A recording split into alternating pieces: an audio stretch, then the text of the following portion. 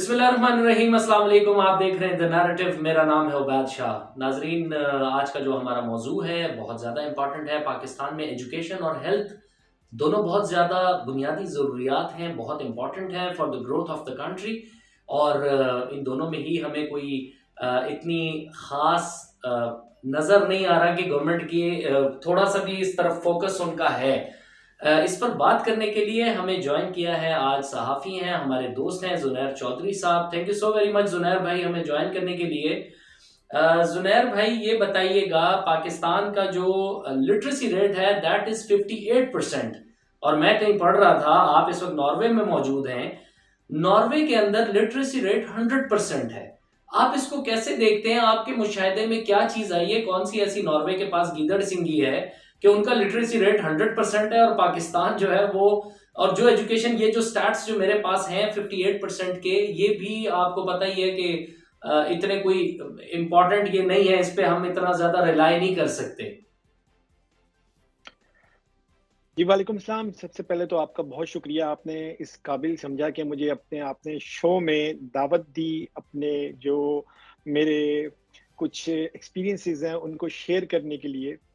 اچھا، تو ٹاپک آپ کا آج کا بڑا زبردست ہے، جو ہمارا بڑا ایک امپورٹنٹ ایک ایلیمنٹ ہے پاکستان میں ایجوکیشن کا۔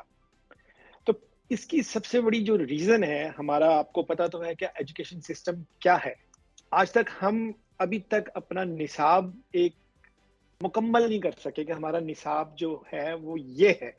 ہر سال ہماری کتابیں چینج ہوتی ہیں، ہر سال ہمارا نیا نصاب بنتا ہے۔ ابھی پچھلی گزشتہ جو گورنمنٹ تھی پی ٹی آئی کی، اس کے اندر ہم ابھی تک اس بات پہ متفق نہیں ہو سکے تھے کہ وہ ایک نصاب سنگل کریکولم وہ ابھی تک نافذ نہیں ہو سکا۔ کبھی ہم اس میں اسلامیات کے کچھ چیزیں ایڈ کر دیتے ہیں، کبھی ہم نکال دیتے ہیں۔ ہمیں ابھی تک سمجھ نہیں آئی کہ ہم نے کرنا کیا ہے۔ اور دوسری سب سے بڑی ریزن جو ہے، اس کا حصہ میں بھی رہا ہوں، وہ ہے پرائیویٹ ایجوکیشن، پرائیویٹ اسکول۔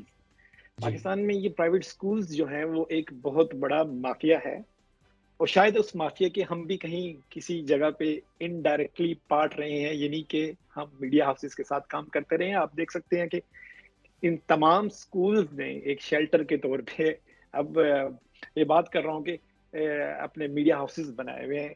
کون سی بڑی یونیورسٹی یا اسکول کالجز ایسا نہیں ہے جس کے ساتھ بیک اپ پہ ان کا میڈیا ہاؤس موجود ہو نہ ہو۔ تو ناروے میں جو آپ نے ایجوکیشن کا لٹریسی ریٹ بتایا وہ 100% ہے۔ اس کی ریزن یہ ہے، یہاں پہ جو ایجوکیشن سسٹم ہے، ایجوکیشن کا جو سسٹم ہے وہ بڑا بہترین سسٹم ہے، دنیا کا بہترین سسٹم کہہ سکتے ہیں۔ یہاں پہ بچہ جو بھی اسکول جاتا ہے اس کی عمر 6 سال ہونا لازمی ہے۔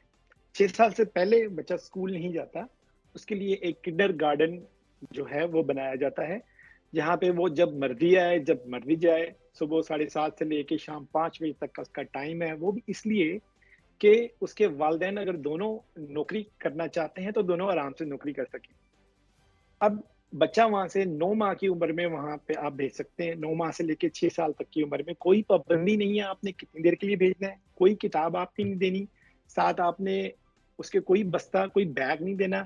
وہاں پہ جتنی بھی تعلیم ہے وہ صرف کنسیپچل ہے، اس میں کوئی پاس فیل، کوئی کتابوں کا جھنجٹ نہیں ہے۔ بچے کو پڑھایا بھی جاتا ہے وہاں پہ، اور ایسے ٹیکنیکل طریقے سے اسے کانسیپٹ کلیئر کیے جاتے ہیں کہ بچے کو پتہ بھی نہیں لگتا اور وہ پڑھ بھی چکا ہوتا ہے۔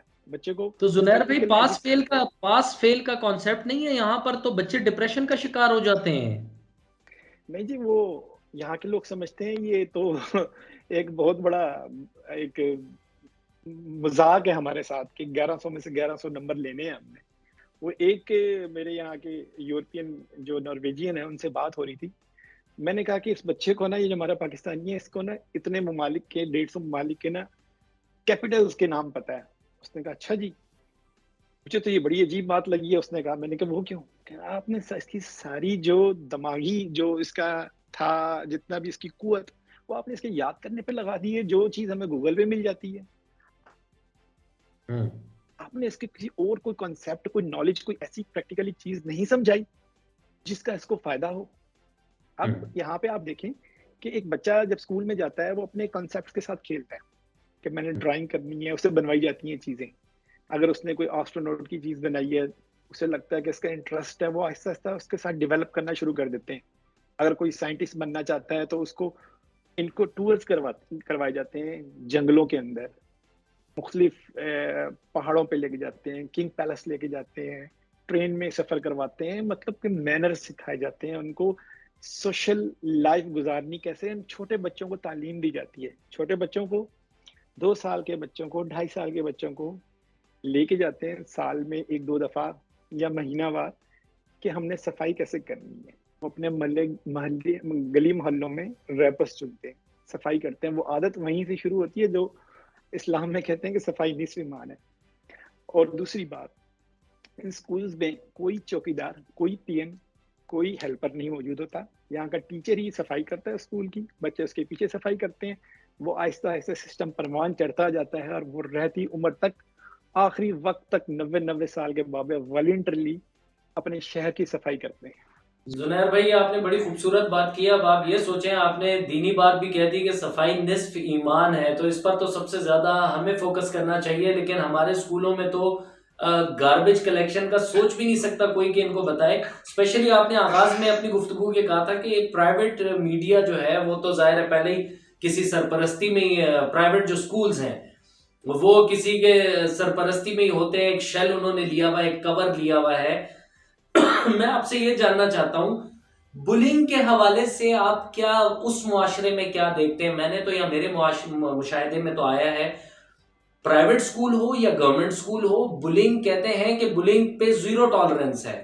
لیکن بلنگ پھر بھی چل رہی ہے بڑے سے بڑے سکول میں. وہاں پر آپ کیا دیکھتے ہیں ایجوکیشنل سسٹم میں، سکولز کے اندر بلنگ پہ کچھ ہے ان کی کوئی فوکس؟ بلنگ مینس کے ہراسمنٹ کے زمرے میں کہہ رہے ہیں یا ڈانٹ ڈپٹ بچوں کی؟ نہیں، بچے جو آپس میں ایک دوسرے کو، تم کالے ہاں ہو، جی. تم گورے ہو، تم گوری ہو، تم کالی نہیں، ہو، وہ یہ بالکل والی چیز، نہیں. مطلب دس از نہیں، بڑی ایک اپسیٹنگ تو چیز میں ہوتی ہے آپ کو اسمال دو اسمال تین ایجز. چیزیں بتا دوں. جی جی بچوں پلیز. کے ساتھ بڑا ایک ٹالرنس کا رویہ رکھا جاتا ہے. اب بلنگ کی جہاں تک بات ہو رہی ہے، یہ بالکل بھی، یہ کانسیپٹ خاص طور پہ ناروے میں تو بالکل بھی نہیں ہے. اس طرح کا ریسزم کا کانسیپٹ بالکل بھی نہیں ہے. کالے گورے مسلم بچے سب ساتھ میں پڑھتے ہیں، اور جتنے سب کے تہوار ہوتے ہیں وہ سب کو بتایا جاتا ہے. ایون اسلام کی جو اتنی تعلیمات تو نہیں دی جاتی، ظاہر ہے ایک نان مسلم کنٹری ہے، لیکن بتایا جاتا ہے کہ رمضان شروع ہو گیا ہے، آج پہلا روزہ ہے، آج دوسرا روزہ ہے. ان کا کیلنڈر بنتا ہے باقاعدہ، اس کے مطابق چیزیں سیلیبریٹ کرتے ہیں یہاں پہ. اور ان کی جو کھانے کی چیزیں ہوتی ہیں جو بچوں کو دی جاتی ہیں، وہ حلال اور حرام وہ باقاعدہ بتایا جاتا ہے، یہ چیز حلال ہے اور یہ حرام ہے، اور بچے کو بھی اس چیز کی تربیت ملتی ہے وہاں پہ. ساتھ ہی بلنگ کی بات کی آپ نے، وہ تو بالکل ناقابل قبول ہے. یہاں تک کہ بچے کے ساتھ ایک سخت رویہ بھی نہیں رکھا جاتا. آپ کو ایک بات بتاؤں کہ یہاں پہ بچوں کی برتھ ڈیز جو ہیں وہ سیلیبریٹ کی جاتی ہیں اسکولز کے اندر، جو کنڈر گارڈنز ہیں، جو انیشیل کہتے ہیں جنہیں یہاں پہ بارنے ہگن کے نام سے کہا جاتا ہے. بارنے کا مطلب بچہ ہوتا ہے، ہگن کا مطلب گارڈن ہوتا ہے. کنڈر گارڈنز میں ماں باپ جو پیرنٹس ہوتے ہیں وہ بچوں کو کیک بھیجتے ہیں. ماں کے آج میرے بچے کی سالگرہ ہے، انہوں نے کیک کا سسٹم جو گھر سے منگوانے کا وہ ختم کر دیا ہے. انہوں نے کہا کہ کچھ لوگ امیر ہوتے ہیں اور وہ اچھا کیک بھیجتے ہیں اور کچھ بچوں کا اچھا نہیں آتا. یہ افیکٹ جو ہے بچوں کے مائنڈ پہ پڑتا ہے سائیکولوجیکلی. تو یہ ہم بالکل ٹھیک ختم ہے. کر رہے ہیں، ہم خود ارینج کر لیں گے. ایک ہی لیول کا، بالکل ایک ہی لیول ہے، اور وہی تربیت شروع ہوتی ہے، اوپر تک جاتی ہے، اور بچہ وہیں سے سمجھ کے نکل جاتا ہے. ایک چیز میں آپ کو بتاؤں گا، یہ میرے پاس ایک اسکول کا پورا ایک سسٹم بنا پڑا ہے، یہ ڈرا ہوا ہے. اس کے اندر آپ پوچھ رہے تھے کیوں فرٹیلٹی ریٹ ان کا، سوری، لٹریسی ریٹ زیادہ ہے. اب 1 سے 5 سال تک کا جو بچہ ہے، اس میں لکھا ہے وہ جاتا ہے کنڈر گارڈن. کچھ جا سکتے ہیں 1 سال سے، کچھ جا سکتے ہیں 2 سال 3 سال سے، ان کی مرضی ہے. لیکن 5 سال تک انہوں نے جانا ہے، یہ ضروری بھی نہیں ہے. لیکن جو اس کے بعد ان کا ایک اسکول آتا ہے جس کو یہ گرون اسکولہ کہتے ہیں، ان کا 10 سال تک کی وہاں پہ پڑھائی ہوتی ہے. اور بچے نے 6 سال کی عمر سے لے کے 13 سال تک کی عمر میں لازمی جانا ہے، اور یہ بالکل فری ہوتا ہے. اس کی کوئی اچھا زنیر بھائی، میں آپ سے یہی سوال کرنے والا تھا. اور یہ اکراس دا ناروے اس طرح ہے یا نہیں؟ جیسے پاکستان میں ہے کہ چند سکول جو ہیں ان کی فیسیں تو بے تحاشا ہیں، مطلب آؤٹ آف کنٹرول، کہ وہ صرف ایلیٹس ہی پڑھ سکتے ہیں وہاں پر. اور مڈل کلاس تو بیچارے ہاں ادھر کیا سین ہے؟ بالکل نہیں، جتنے بھی یہ ان کے سکولز ہیں یہ ہوں، ان کی گورنمنٹ یعنی کمیونز ہوتی ہیں یہاں پہ، بلدیاتی نظام یہاں پہ بڑا زبردست ہے، ہم اس پہ بھی بات کریں گے، یہ ان کے انڈر چلتی ہیں اور وہ کمیون ہی اس کے اخراجات اٹھاتی ہے۔ جو پہلے 5 سال ہے کنڈر گارڈن وہاں پہ فیس ہوتی ہے، لیکن ہوں۔ فیس اس کے لیے ہوتی ہے جو اس فیس کو افورڈ کر سکتا ہے۔ اس سے اوپر والے بچے کی مطلب افورڈیبلٹی نہیں ہے تو وہ فیس نہیں ہوگی، صرف آپ کو لنچ کی منیمل سے پیسے دینے پڑیں گے، ایک ٹائم کا لنچ وہ دیں گے، ایک ٹائم کا آپ اپنے گھر سے دے کے بچوں کو دینا ہے، 2 ٹائم کا لنچ ہوتا ہے۔ اس کے بعد جو 10 سال کی آگے ایجوکیشن ہے وہ سمجھے کہ اسینشل ہے اور وہ بالکل فری ہے سب کے لیے۔ اس میں کچھ پرائیویٹ اسکولز بھی ہیں، وہ جو بہت ہی امیر ہیں وہ وہاں پڑھانا چاہتے ہیں تو پڑھائیں، وہاں پہ فیس دیں، وہاں پہ فیسز ہیں بالکل، لیکن جو یہ کمیونز کے جو گورنمنٹ کے اسکولز ہیں یہ بالکل فری ہیں اور ان کی ایجوکیشن کا سسٹم شاید ان پرائیویٹ اسکول سے بھی اچھا ہو۔ یہ پاکستان والے سرکاری اسکول نہیں ہے جہاں پہ بجلی نہیں ہوتی، جہاں پہ بیٹھنے کے لیے کرسیاں نہیں ہوتی، جہاں پہ استاد ایک بچوں کو ٹریٹ کرتا ہے پورے گھوسٹ اساتذہ، ہم نے زنیر بھائی آپ نے بھی کافی پروگرام کیے ہوئے اور ہمیں بھی ہمارے بھی مشاہدے میں رہا ہے۔ کے اندر باغا پنڈ کے اندر بھینسیں دیکھی ہیں اسکول میں، کیا بات کرتے ہیں آپ یہاں پہ؟ یہاں پہ پرائیویٹ اسکول کی ایسوسیشنز بنی ہوئی ہیں، بڑے ان کے بیانات داغ دیے جاتے ہیں، لیکن وہاں پہ حال کوئی نہیں ہے۔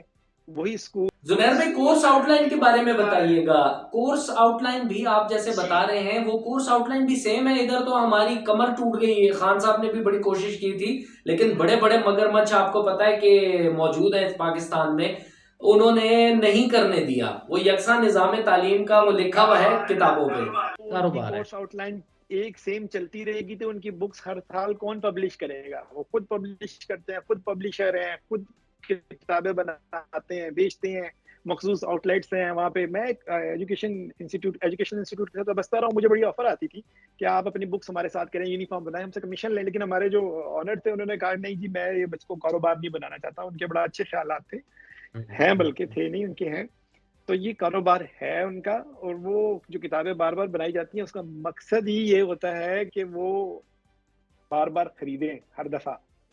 ہم تو جب چھوٹے ہوتے تھے ہم اپنے آگے بڑے بھائی یا کزن سے کتابیں لے لیتے تھے کہ یہ کتابیں ہیں یہ چل جائیں گی، لیکن اب یہ کانسیپٹ ختم ہو چکا ہے۔ بالکل بالکل زنیر بھائی، بالکل آپ کو سن رہا ہوں، بیسیکلی ہمارے پاس وقت کی بہت قلت ہے، میں آپ سے ہیلتھ کے اوپر بھی بات کرنا چاہتا ہوں، آپ اپنا کامنٹ یہ والا فنش کر دیں then we'll switch to health. ٹھیک ہے، اچھا میں آپ صرف آپ کو تھوڑا سا شارٹلی جی پلیز۔ بریف کر دوں کہ یہ 6 سال سے 13 سال تک کی عمر کا یہاں کا بچہ بالکل وہ فری پڑتا ہے۔ اس کے بعد جو 16 سال تک کی عمر ہے، 14 سے 16 سال تک کی عمر، وہ 3 سال ہیں، وہ پریکٹیکلی ہوتے ہیں۔ بچے نے اگر ڈاکٹر بننا ہے، میڈیکل میں جانا ہے، انجینئر بننا ہے یا کوئی پلمبر کا کورس کرنا ہے، سب ایکویلٹی پہ ہیں، وہ پریکٹیکل کورسز کرواتے ہیں۔ اس کے بعد بچہ وہیں سے 18 سال کی عمر میں پہنچتا ہے اور جاب سٹارٹ کر دیتا ہے۔ اور ہر بچے نے جب فری پڑھنا ہے تو ایجوکیشن لازمی حاصل کرنی ہے اس نے۔ یہ 13 سال 14 سال کی جو ایجوکیشن ہے وہ لازمی حاصل کرے گا۔ اس کے بعد جب وہ یونیورسٹی میں جاتا ہے تو وہاں کی گورنمنٹ جو ہے وہ کہتی ہے کہ آپ ہم سے قرضہ لیں بغیر انٹرسٹ کے، دنیا کی کسی بھی یونیورسٹی میں پڑھنا ہے پڑھیں، اور ہمیں جب آپ کی جاب ہو جائے گی آپ ہمیں انٹرسٹ فری قرضہ لوٹا دیجیے گا۔ یہی وجہ ہے کہ یہاں پہ جو ریٹ ہے وہ 100% ہے۔ اب آ جائیں آپ ہیلتھ کی طرف، اس بارے میں آپ سوال کریں۔ ہیلتھ کا سسٹم جو ہے وہ ہمارا جو انفنٹس دیکھیں، بچے بڑے امپورٹنٹ ہوتے ہیں، ہمارا جو ادھر پاکستان کا انفنٹ مورٹیلٹی ریٹ ہے وہ دیٹ از 55%، اور آپ کے ناروے میں 1%، بہت بڑا ایک بہت بڑا گیپ ہے اس چیز کا۔ تو کیا وجوہات دیکھتے ہیں؟ ظاہر ہے یہاں پر تو ایک ڈپریشن کی سٹیٹ کے اندر ہی بچہ پیدا ہوتا ہے۔ یہی سب سے بڑا پوائنٹ ہے جو آپ نے کہا ہے، ڈپریشن۔ ڈپریشن دیکھیں جی یہاں پہ جو ڈپریشن ہے نا وہ ایک بہت بڑا جرم سمجھا جاتا ہے، چاہے نوکری کی پلیس ہو یا کہیں کسی اسکول میں ہو۔ جو سٹریس ہے نا وہ برا سمجھا جاتا ہے۔ اگر آپ کسی کے سامنے کہیں کام کر رہے ہیں، آپ نے یوں بھی کر لیا ہے تو وہ 4 لوگ پریشان ہو جائیں گے کہ آپ کو کیا ہوا ہے، آپ ٹھیک ہو، آپ نارمل ہو۔ تو یہ لوگ نا بیسیکلی نارمل لائف جی رہے ہیں، یہ آرٹیفیشل لائف نہیں جی رہے، جس وجہ سے ان کا امیون سسٹم ڈیولپ ہے اور یہ چھوٹی چھوٹی وباؤں سے لڑنے کی قوت رکھتے ہیں۔ آپ نے شاید سنا ہوگا کہ جب لاک ڈاؤن لگا تھا پوری دنیا میں تو نارڈک کنٹریز میں، اسکینڈینیویا میں یا یورپ میں بہت ساری کنٹریز تھی جس میں ناروے بھی تھا, سویڈن بھی تھا, ان میں لاک ڈاؤن نہیں امپلیمنٹ ہوا تھا. یہ اپنی نارمل لائف کو جیتے رہے تھے, جس کی وجہ یہ تھی کہ یہ لوگ بڑا خیال رکھتے ہیں, چاہے بارش ہو, آندھی ہو, طوفان ہو, برف باری ہو, انہوں نے اپنی رننگ, اپنی ورک آؤٹ لازمی کرنا ہے.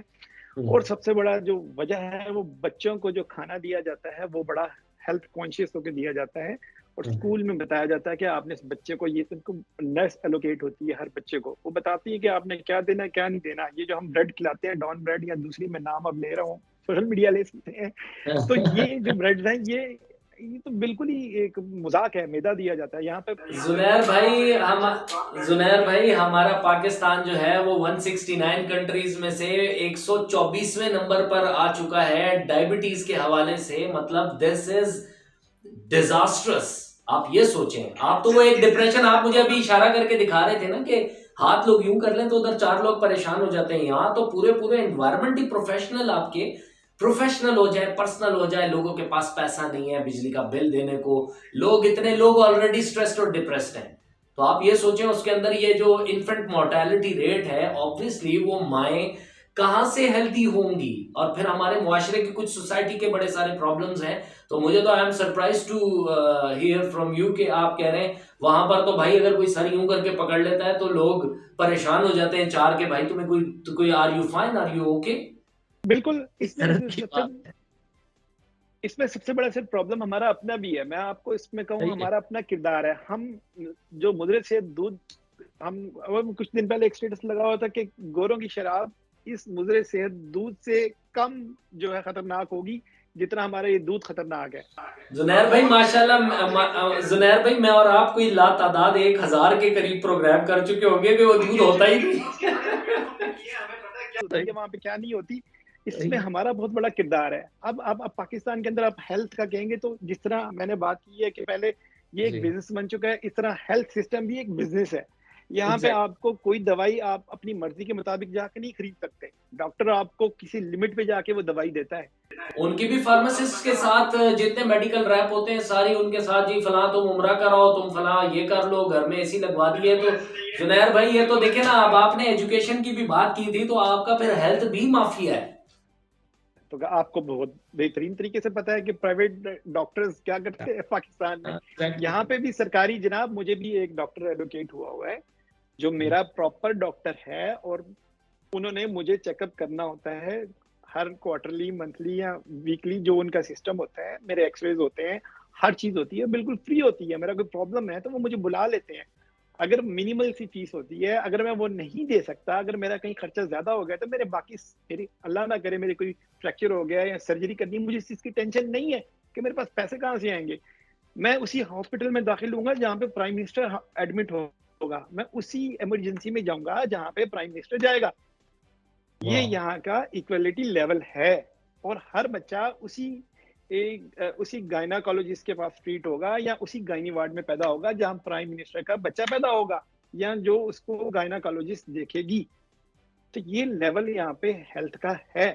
شاید پاکستان کا ہیلتھ کا لیول اس سے زیادہ بہتر ہو, وہاں پہ زیادہ ہمارے پاس ہر جگہ گلی محلے میں ڈاکٹر بیٹھے ہوئے ہیں. یہاں پر اس طرح سے سسٹم نہیں ہے کہ آپ جائیں ابھی اٹھائیں اور ڈاکٹر کے پاس چلے جائیں. ڈاکٹر آپ کو کسی لیول پہ آ کے چیک کرتا ہے, جب پتہ لگتا, وہ آپ کا امیون سسٹم بلڈ کرتے ہیں. لیکن دوسری بات جو میں نے آپ کو بتائی ہے ایکویلٹی, وہ ایکویلٹی یہاں پہ موجود ہے. نہیں یہاں تو ایسا کوئی چکر ہی نہیں ہے زنیر بھائی, یہ کیا باتیں کر رہے ہیں آپ. میں تو دیکھیں پازیٹیو پاکستان کی بات کرنا چاہتا ہوں. میں نے تو, آپ ہمارے بڑے پیارے بھائی ہیں, آپ ہمارے دوست ہیں, آپ ناروے میں بیٹھے ہوئے ہیں. مجھے اچانک یہ خیال آیا, میں نے کہا میں اپنے بھائی کو دعوت دیتا ہوں, ان سے بات کرتا ہوں کہ پاکستان میں تو جی یہ حالات ہیں, اور ایجوکیشن کے بھی معاملات دیکھے تھے. دیکھیں یو نیم اٹ, جس ادارے میں بھی جائیں, اور ہم چاہتے ہیں, آپ نے بڑی پیاری بات کی ہے. دیکھیں اگر جگہ ڈاکٹرز ہیں, اگر گورنمنٹ کوئی اس طرح کا سٹرکچر ایک کھڑا کر دے, بیسیکلی آپ نے سٹارٹ میں ایک لفظ یوز کیا تھا سسٹم, اگر پاکستان میں ایجوکیشن اور ہیلتھ کا ایک سسٹم بنا دیا جائے, انڈر دیٹ امبریلا اگر وہ سارے یہ ڈاکٹرز, ایجوکیشنسٹ, سارے یہ لوگ اس میں آ جائیں تو یہ تو سب بھلا اینڈ میں کس کا ہوگا؟ اس ملک کا ہوگا. ہم تو پازیٹو پاکستان کی بات کرنا چاہتے ہیں. ہم تو چاہتے ہیں کہ چلے کہیں اس پلیٹ فارم سے کہیں کوئی آواز سن لے. ویسے تو میڈیا بھی، مین اسٹریم میڈیا بھی، سوشل میڈیا بھی مر گیا. زنیر بھائی آپ نے اور ہم نے لا تعداد پروگرامز کیے ہیں اس چیز پہ، مین اسٹریم پہ. انٹرپٹ کر رہا ہوں، باقی تھوڑا سا ہے، یہ بھی ایک بندش ہے، لیکن میں آپ کو یہ بھی بتاتا جاؤں کہ جہاں پہ اسکول اس مافیا کا حصہ ہے وہاں پہ یہ جو میڈیا ہاؤسز ہیں ان کے بھی ہاسپٹلز بن چکے سر ہے نا، یہ بھی تو ہے. او ہو یس، کیوں نہیں ہے؟ کاروبار تو سارے ان کے. آپ نے جو شیلٹر کا لفظ یوز کیا تھا جی سب چیزیں کاروبار بن چکی ہیں. ایک بزنس اسٹیٹ کہا جا سکتا ہے. یہ ویلفیئر اسٹیٹ ہے، یہاں پہ ٹیکس دیا جاتا ہے اور وہ ٹیکس ہم لوگوں پہ یوز کیا جاتا ہے. اگر میں ٹیکس دیتا ہوں، میں 25% یا 50% ٹیکس دے رہا ہوں، تو وہ میرے پہ واپس ریٹرن ہو کے آتا ہے. اور کامیابی انہی حکومتوں میں ہوتی ہے. بہترین اور کامیاب حکومتیں وہی ہوتی ہیں جہاں پہ ٹیکس کلیکشن کا سسٹم ہو اور سرکل چل رہا ہو. زنیر بھائی اگین، لیکن میں قطع کلامی کے لیے معذرت، بات تو وہی ہے نا زنیر بھائی کہ آپ ہم لوگ تو اس چیز کو پٹ رہے ہیں کہ system. Sir please please please. جس میں کہ جب تک ہم سبسڈی کے پیچھے بھاگتے رہیں گے، ہماری حکمران ہمیں سبسڈی کا لالچ دے کے ووٹ لیتے رہیں گے، ہمیں سستی چیزوں کے لالچ میں چکر دے کے قرضہ لیتے رہیں گے، تو ہمیں مہنگی چیزیں دینی پڑیں گی. اگر ہم ٹیکس دینے کے عادی بنیں گے، ٹیکس کلیکشن کریں گے، وہ سرکل چلے گا، ہمارا قرضہ ختم ہوگا، تو ہم ایک کامیاب طریقے سے سسٹم چلا سکیں گے. بالکل ٹھیک کہہ رہے ہیں، بالکل ٹھیک کہہ رہے ہیں. ادھر تو ٹیکس کلچر ہے ہی نہیں. اب وہی والی بات ہے نا کہ ادھر کسی کو بھی ٹیکس، اب ہم خود بھی کہتے ہیں، لیکن غریب آدمی ابھی اس وقت ٹیکس دے رہا ہے. دیکھیں زنیر بھائی، اگر سسٹم ہوگا اس ملک میں، کوئی سسٹم ڈیولپ ہو جائے نا، let suppose Obaid Shah living in Pakistan, اگر ہمارے پاس کوئی، میں نے اگر ٹیکس دینا ہے 60% آف مائی سیلری اگر میں نے ٹیکس میں دینی ہے، مجھے اس کے ریٹرن میں زنیر بھائی، آپ کو اس کے ریٹرن میں بہت کچھ مل رہا ہے. آپ کے بچوں کو فری ایجوکیشن مل رہی ہے، آپ کو ہیلتھ مل رہی ہے، آپ کے لیے مسائل نہیں ہے. آپ نے بھی یہ 2-3 چیزیں گنوائی ہیں. یہ تو پوری ایک اندر ورلڈ ہے. اگر اس پہ ہم ڈسکشن کریں، ہم لوگ تو شاید میرے خیال سے 4-6 گھنٹے میں یہ کمپیریزن میں لگا دیں گے. بہرحال we are talking for the good of Pakistan. تو زنیر بھائی اللہ تعالیٰ بہتر کرے. ہم تو ایز اے جرنلسٹ، آپ کو پتہ ہی ہے کہ ہم تو we can just raise our voices. Please please. تو یہ جو آپ نے سسٹم کی بات کی ہے، یہ سسٹم بنانا کس نے ہے؟ یہ سسٹم بنانے والے کون ہیں؟ یہ سسٹم بنانے والا وہی مافیا ہے. یہ چیز ہم حقیقت اپنے میڈیا ہاؤسز یا پروگرامز میں آشکار نہیں کرتے، جس کی وجہ یہ ہے کہ یہ مافیا ہی ہے، یہ سسٹم بننے نہیں دیتا. اگر یہ سسٹم بن گیا تو ان کی دکانیں بند ہو جائیں گی. ایک چیز بتاتا جاؤں جو میرے مطالعے سے گزری ہے، اس میں کیا حقیقت ہے کیا نہیں، کہ جب پارٹیشن کے بعد 1948 میں ایک ریسرچ کی گئی انڈیا میں کہ یہ لوگ جو ہے یہاں پہ انگریز کیسے آئے. انہوں نے دیکھا کہ جو اشرافیہ تھے، حکمران تھے، انہوں نے ہتھیار جو تھے پھینکے تھے، عام عوام نے نہیں پھینکے تھے. انہوں نے پھر اس پہ ریسرچ کرنے کے بعد جتنے بھی اشرافیہ تھے وہاں پہ فیوڈل سسٹم تھا وہ سب ختم کر دیا، اور وہاں پہ سارا ایک سسٹم چل پڑا. آج بھی ہمارے پاس وہی جو فیوڈل سسٹم کے وڈیرے ہیں، وہی سسٹم، وہی لوگ حکمرانی کر رہے ہیں، ابھی تک سٹل وہی موجود ہے. آپ ٹھیک کہہ رہے ہیں. ایلیٹس جو ہیں وہ ابھی بھی ایلیٹس ہی قابض ہیں. وہ اب کچھ آپ شہروں میں آپ ایلیٹس کو کہہ لیں، باقی دوسری جگہوں پہ یہ وڈیرانہ کلچر جو ہے آپ کا، کے پی کے میں بھی بڑا سارا یہ معاملہ ہے. تو بہرحال اللہ تعالیٰ پاکستان کا حامی و ناصر ہو. وہ ایک سفر پہ جا رہے ہیں مریم بی بی کے ساتھ، اور وہ کہہ رہے ہیں کہ میں یہاں پہ 94 میں آیا تھا جی. وہ جس طرح کسی کچھ سائیکو پیشنٹس کی موویز ہوتی ہیں، اس کے اندر ڈالے ہوئے ہیں کہ جو پیشنٹس ہوتے ہیں وہ ان کی ادھر ایسی ویڈیوز بنی ہوتی ہیں، میں یہاں آیا تھا، میں یہاں آیا تھا. خیر وہ اگر کسی یہاں پہ میں گورے کو دکھاؤں گا نا، کہ کہوں گا یہ دیکھیں ہمارا پرائم منسٹر کتنے عام طریقے سے گاڑی چلاتا جا رہا تھا، اس نے کہنا کیا ہو گیا ہے، یہاں تو ہمارا سائیکل پہ جاتا ہے اور اپنی گروسری خود کرتا ہے اور اس کے لیے ضروری ہے. یہ کیا چیز ہمیں دکھا رہے ہو؟ لیکن زنیر بھائی دیکھیں، آپ نے جاتے جاتے نا صحافیوں والی شرارت کر دی ہے. وہ میاں صاحب کے بارے میں آپ یہ نہ کہیں، کیونکہ وہاں پہ سڑک پہ تھا ہو کا سا عالم، میں نے کوئی آگے دیکھا نہیں. ویسے ادھر پروٹوکول لگا ہوا تھا، یہ ایسی لوٹ نہیں مچی ہوئی. تو یہ اب آپ نے نا شرارت کی ہے، جاتے جاتے آپ مزید یقین دلانا چاہ رہے ہیں کہ سسٹم ایسے ہی چلتا رہے گا. بہرحال تھینک یو سو ویری مچ آپ لوگ کا یہ ویڈیو دیکھنے کے لیے. زنیر بھائی آپ کا بہت شکریہ ہمیں جوائن کرنے کے لیے. اپنا آپ لوگ بہت سارا خیال رکھیے گا. پاکستان پائندہ باد. اللہ حافظ.